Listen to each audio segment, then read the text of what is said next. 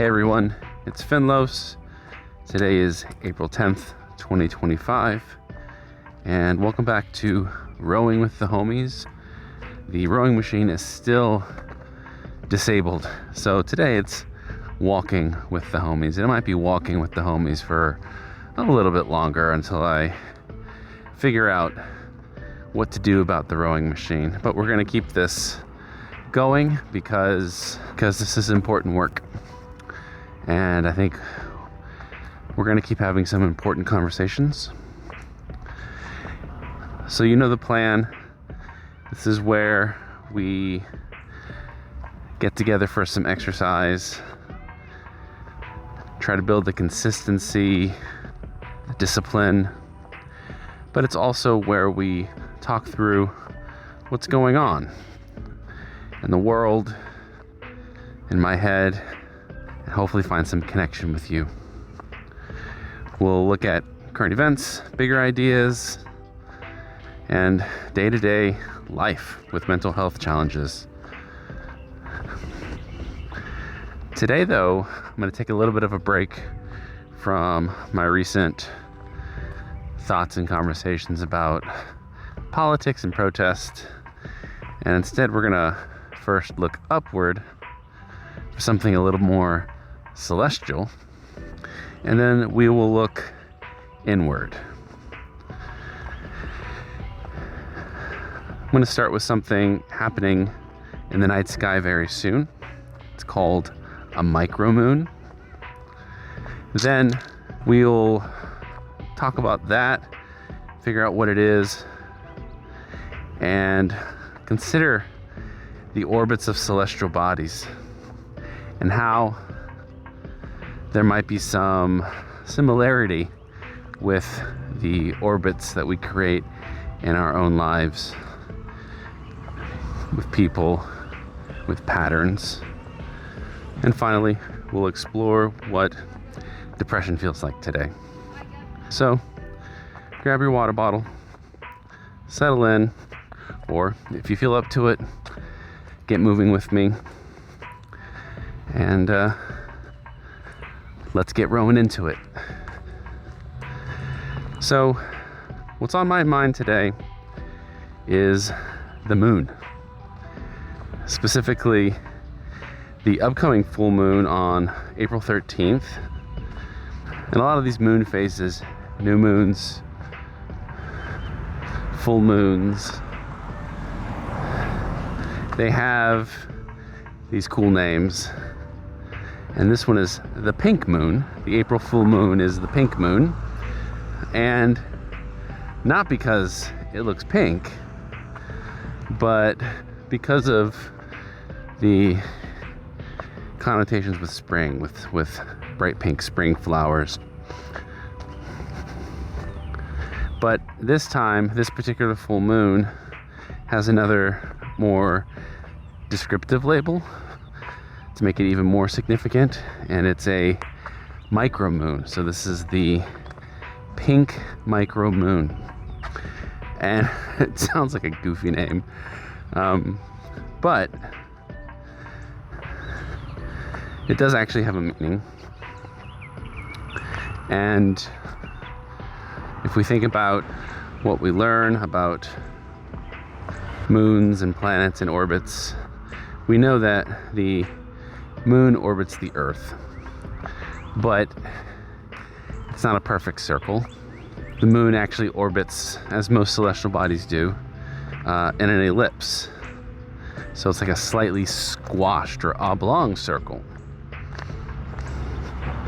And what that means is sometimes the moon is closer to us and sometimes it's farther away. When a full moon happens while the moon is at or near the point where it's closest to the Earth, it's called, the moon is in perigee, and you get a supermoon. We just had one of those a couple weeks ago, actually, maybe last month, maybe 2 months ago. It was the super blood moon.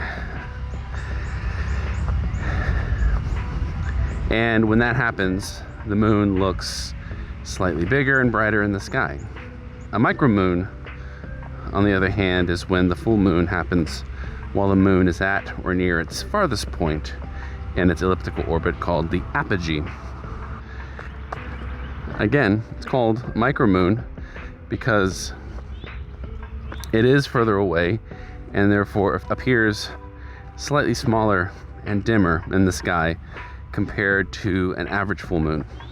And especially if you compare the micromoon to the supermoon. It could be 6% to 14% smaller in what it looks like in terms of its diameter than a supermoon, and up to 30% less bright. And now, to the average eye, unless you're like staring at this thing every day, you might not notice much of a difference between your average moon and a supermoon and a micromoon. It's a subtle difference, but it is there. And so this will be the smallest and faintest looking moon of the year so far. And as we consider history, humans have been looking at the moon for millennia, and we've attached all sorts of meanings and folklore to it. Full moons are associated with things like werewolves, magic, transformation. Some indigenous peoples look to full moons as times of cleansing, and different phases of the moon can be associated with different types of ceremonies. And then, of course, there's the whole connection between the moon and mental health. We get the word lunacy from the Roman goddess of the moon, Luna, and we associate that with erratic behaviors and craziness. But of course, scientists have claimed no connection between the moon's phases and human behavior. I was curious if the micromoon had any specific folklore, because it's a little bit less common. The full moon doesn't always occur at the same time as the supermoon or the micromoon. But there are some sources that suggest cultures might see the smaller, dimmer moon as a symbol of humility, of change, maybe even times for quiet reflection, which I think we can all always use a little bit more time to do. But are there any real measurable impacts of the moon being further away during the micromoon? And yes. The moon's gravity is the main driver of Earth's tides, with the sun playing a role in that interaction as well. When the Earth, the moon, and the sun align during a new moon or a full moon, their gravitational pulls combine to create higher high tides and lower low tides. These are called spring tides, which have nothing to do with the season, because, goofy names. When the moon and sun are at right angles to the Earth during quarter moons, their pulls partially cancel each other out, leading to more moderate tides called neap tides. And the distance that the moon has from the Earth also affects this. When the moon is closest, or at perigee, or the supermoon, its gravitational pull is stronger, leading to larger tidal ranges, higher highs and lower lows. And they are called perigean spring tides. And of course, at apogee, or micromoon time, the gravitational pull from the moon is weaker, leading to smaller tidal ranges than average, or apogean tides.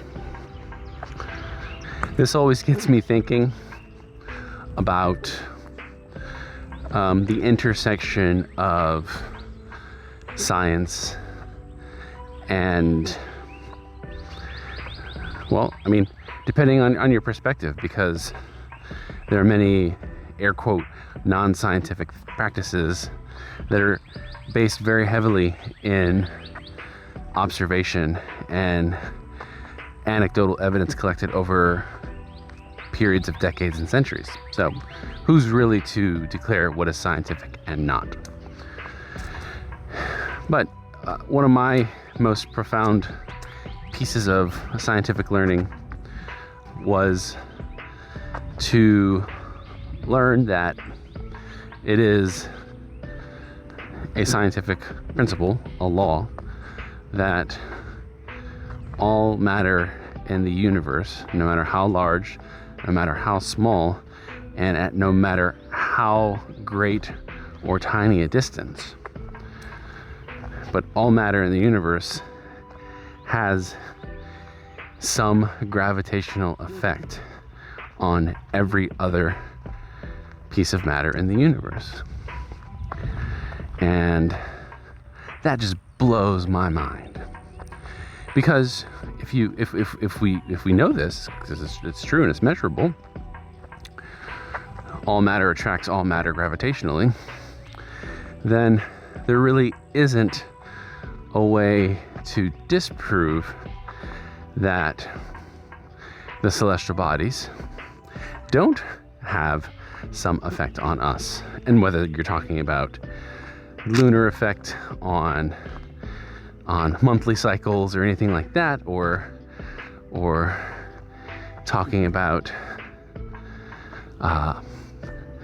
zodiac interpretations and when we're born and where the planets are and things like that, it seems so far-fetched, and yet there is scientific principle behind it.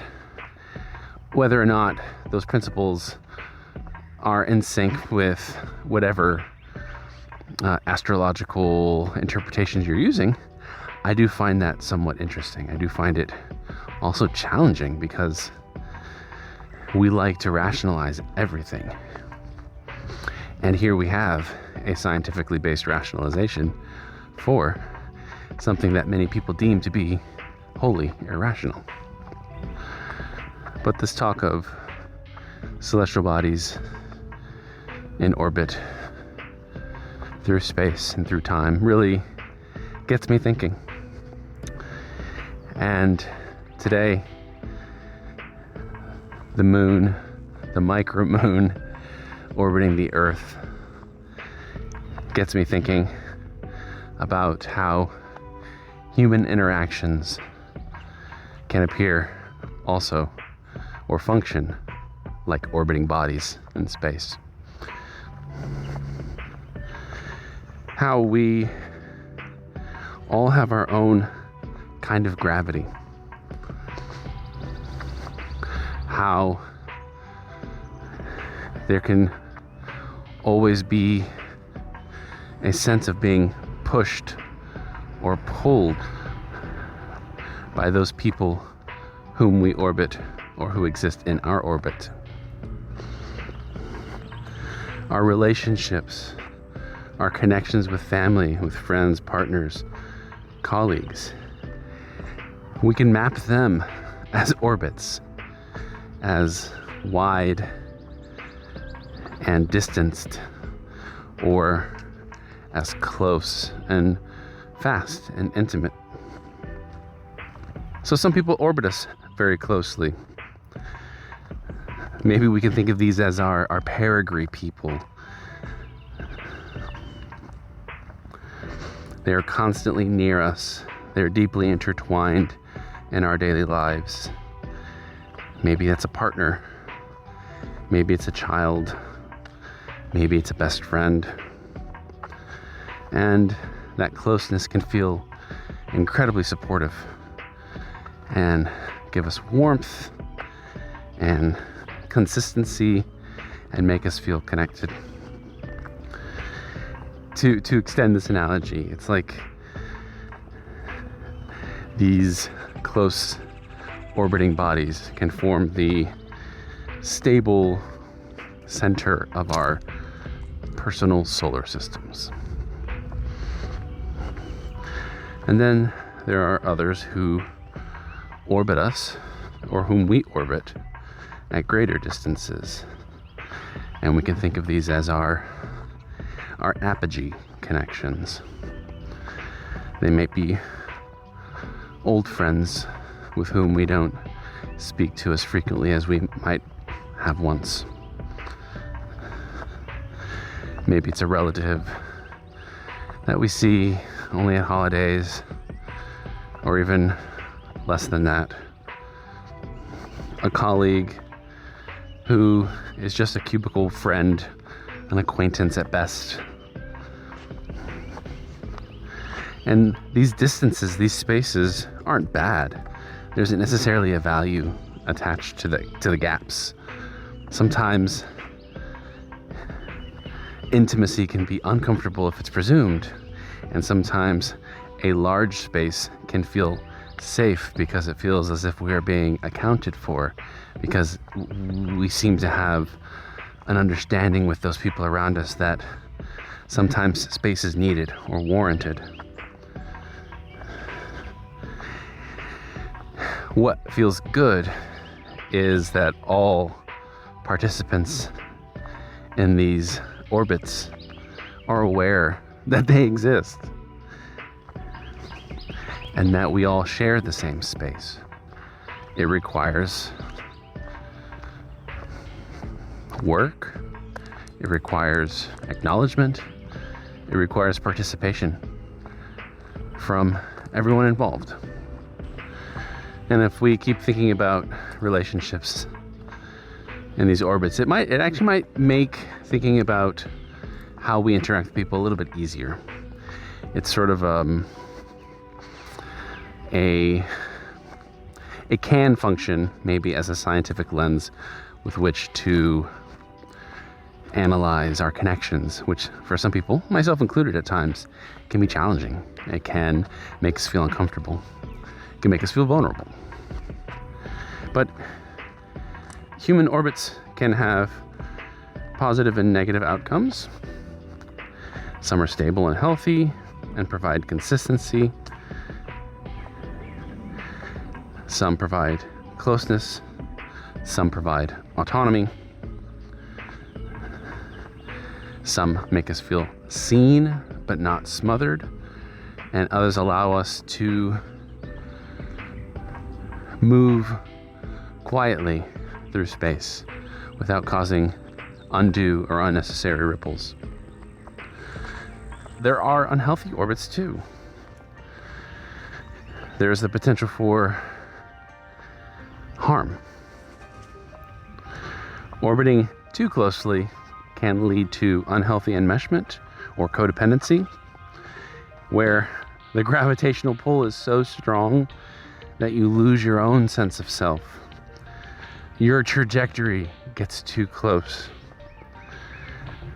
It's to kind of keep talking about these in scientific analogies. It's two orbiting bodies trapped in a death spiral. And on the other side, or on the flip side, orbits that are too distant might feel as if they're decaying. They can make us feel lonely or neglected, feeling unseen or forgotten. Like a planet that has lost its parent star and finds itself floating in the vast emptiness of space. And still, there's other types of orbits that exist. There are erratic orbits, which are similar to relationships filled with drama, unpredictability, chaos, where we never know if someone is going to swing in too close or fly off unexpectedly. And these can be destabilizing or just exhausting. And sometimes orbiting bodies collide, resulting in conflict or pain or damage. And so this is becoming a consistent theme in these conversations, I think. I think that I, like most people, are trying to understand the needs of my life and what needs are not being met. And I think connection is one of those universal needs that we all have, but that many of us struggle to find to meet in healthy ways. There is, I do think, a near universal need for humans, for people, to feel connected and to feel a gravitational pull towards belonging. I think that there is some comfort in the predictability of stable orbits. Sometimes even when those stable orbits are not entirely healthy, because those patterns can cause harm, even if it is predictable. Sometimes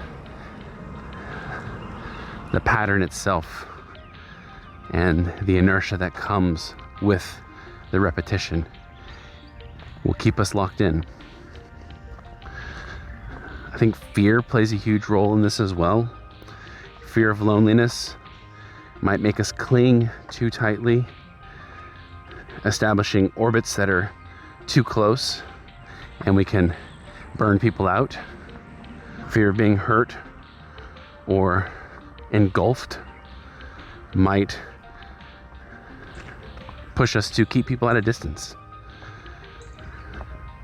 And in doing so, inadvertently create isolation for ourselves. I think while human interaction is inherently chaotic, there is an aspect of the random to those who enter and exit our lives. How we make connection can and should be conscious. I think that we should intentionally cultivate closer orbits with people who enrich our lives. And then perhaps intentionally create distance from those who do the opposite. And that does get me to thinking about how orbits shift over time. Do orbits shift? Can they? Should they? And of course they do. The limitation of the analogy is that we aren't planets. And even planets change and evolve over time. But we grow, we change, and our needs change. And what felt perfectly safe and met our needs at one point might not feel sufficient or necessary now. And there is a need to have those conversations, though sometimes very difficult and painful conversations and uncomfortable conversations about what are our needs now versus what were our needs then, and what can we do with those people in our orbit to make sure that the conversation is reciprocal. Whether that means deepening friendships or shedding relationships with people who make us feel as if we're being used or as if we are commodities that can be discarded. Whether that means ending a toxic relationship that encouraged all participants to engage in repetitive, harmful patterns. Whether that means fostering new growth in an established and healthy orbit, but one that requires some invigoration, some new energy. It's complex. It's ever-changing, as we are. But all relationships require attention and maintenance. They require considerations of what our needs are, what our capacity is, and what we can offer. It's complex, right? But maybe looking at the orbits of celestial bodies can help us to navigate our own paths in our lives. Maybe we can examine our own gravity and how we push and pull people. And hopefully we can find those interactions that sustain us and those with whom we can help to sustain without pulling us out of orbit and casting us adrift. An orbit, in essence, is a balancing act. And to close up all of this talk of micromoons and orbiting bodies has me thinking about how my mood is showing up today. And today, depression, you're not gonna be surprised here, I'm gonna keep this theme going. But today, depression feels a little bit like an eclipse. And again, to reiterate, I exist and move through the world with dysthymia, not the same as major depressive disorder, though there are many similar qualities and symptoms of both. Dysthymia is a persistent depressive state that has common attributes of low energy, depressed mood, negative self-talk, etc. My experience is my own, and nobody else's experience will be the same as mine. But I do believe that talking openly about how we experience our moods and sharing how we work through them can be beneficial. So that's what I'm going to do. And we've talked about the micromoon, the farthest point in the moon's orbit, and we've talked about our own orbits with those around us. And I want to talk about mood now in similar celestial themes. Again, this metaphor of an eclipse. And today, my internal experience feels less like one of those predictable days and more like something that stands out a little bit. Today, my mood feels like I'm experiencing an eclipse. If we think about how eclipses work, the moon passes between the earth and the sun, blocking out the sun's light, or the earth passes between the sun and the moon, and the earth casts its shadow on the moon. Either way, something is getting obscured. Something gets blocked. And a shadow is present where we expect there to be light or illumination. And sometimes that's what depression or dysthymia can feel like. It feels as if there's some unseen object that has moved into position between me and the sources of light in my life. Those things that we look to invigorate and enrich us, to help give us energy, joy, enthusiasm, hope, even just contentment, even just the sense of enoughness. They feel hidden. They feel as if there's something coming between me and that sense of attainment. I know intellectually they're still there, but like in an eclipse, I can't feel them or sense them directly. Everything seems dimmer. Everything feels less vibrant. To be clear, this is complicated because it's not just the blocking of the good stuff. It's a general dullness. It's as if the block of all sensations exists. It's as if everything is obscured in some way. My thoughts are impacted. Minor inconveniences can become major catastrophes. Neutral conversations or interactives might feel catastrophic or intensely negative. My own sense of self-worth seems diminished by a looming shadow of inadequacy or potential failure. It makes the world seem less safe and less friendly.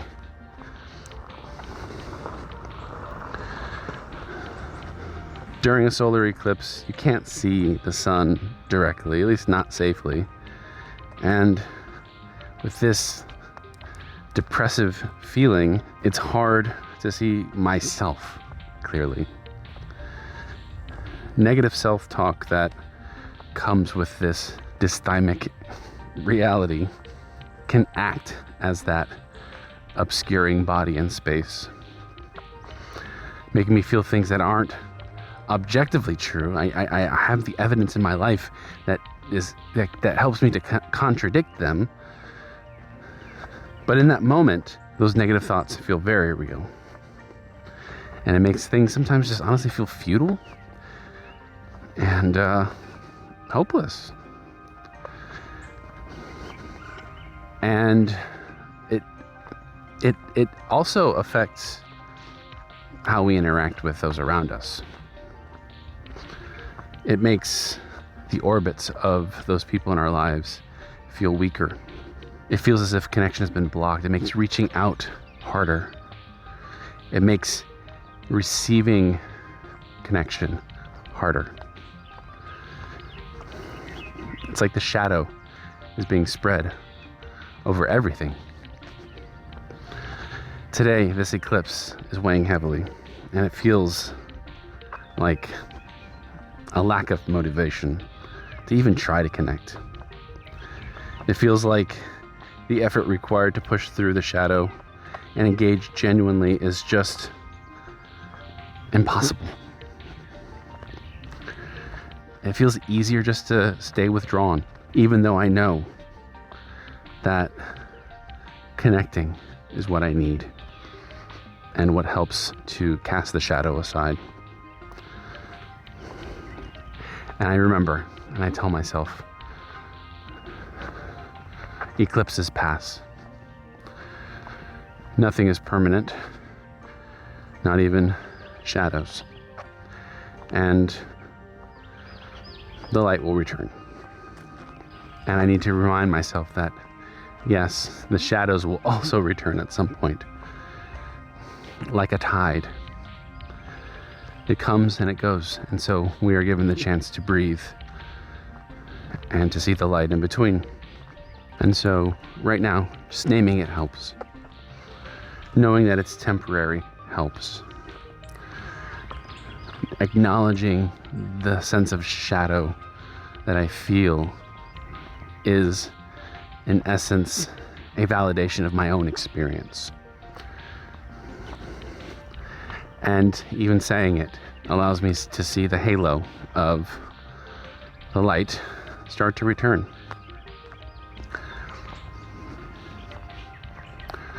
And remember, please, I am not a licensed health practitioner. If you feel as if you are experiencing a crisis, please reach out to somebody. There are people ready to enter your orbit and give you support. And that's where this episode is going to end. Thank you for joining me as I walked instead of rode. It is a beautiful day today. I hope you've enjoyed hearing the birds and the occasional car. This is a different one, and I hope that that's okay. I try to engage with the important events, whether they be the politics of the day or the things up in the sky. I think they all have value. Remember that all of this is in an effort to build healthy routine. And I hope that I'm helping you to do so, because I know that you are helping me, whether you know it or not. Thank you for sticking with it, and thank you for sticking with me. I hope that this resonates with you. Feel free to reach out. You can send me an email, finlos@finloslives.com. You can send me a message on social media if you have a comment or a question or a suggestion. I look forward to our next conversation. Thanks.